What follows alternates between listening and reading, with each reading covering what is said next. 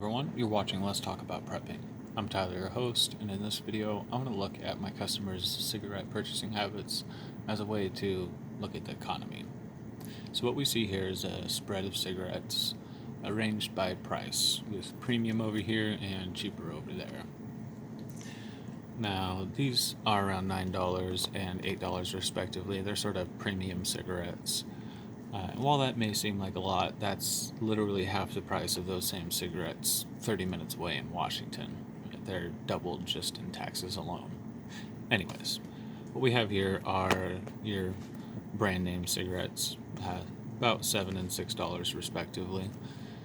And these are the ones that a lot of people like to be smoking. Now, a lot of people like the cheaper cigarettes just fine, but for the majority mainstream preference, people want to be smoking their brand name $6 or $7 cigarettes.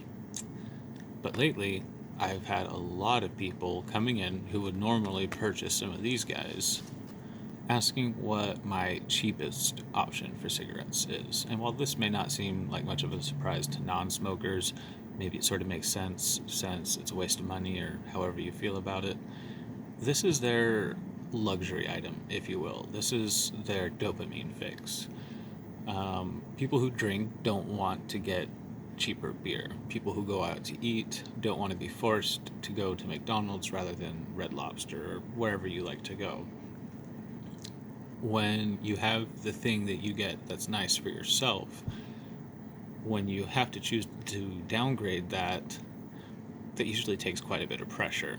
And you can tell it when somebody who would normally come in for their Marbs comes in and asks for the cheaper option and downgrades to their Pyramids. They don't like that. It makes them unhappy when it comes to the thing that's supposed to make them happy, or at least be their stress reliever or whatever it means to them. So there's a reason that they're doing that.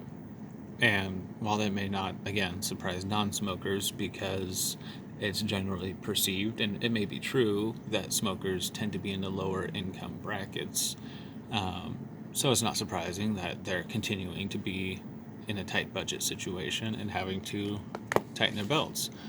But it's something that they avoid. And when more and more people, even people who don't really look, lower class, are being forced to downgrade on their personal luxury item, that tells me something. Either a lot of people are deciding it's finally not worth it to smoke, coincidentally, or it's just actually becoming not worth it to smoke, and people are being forced to downgrade their lifestyle. That's what I see, because this is not the arena in which people choose to downgrade their lifestyle. People will continue to smoke as they sell their car and purchase a worse one and move out of their house and move into an apartment or whatever else have you. But whenever they finally start cutting every last corner that they can, including their pursuit of happiness, if you will, that tells me something.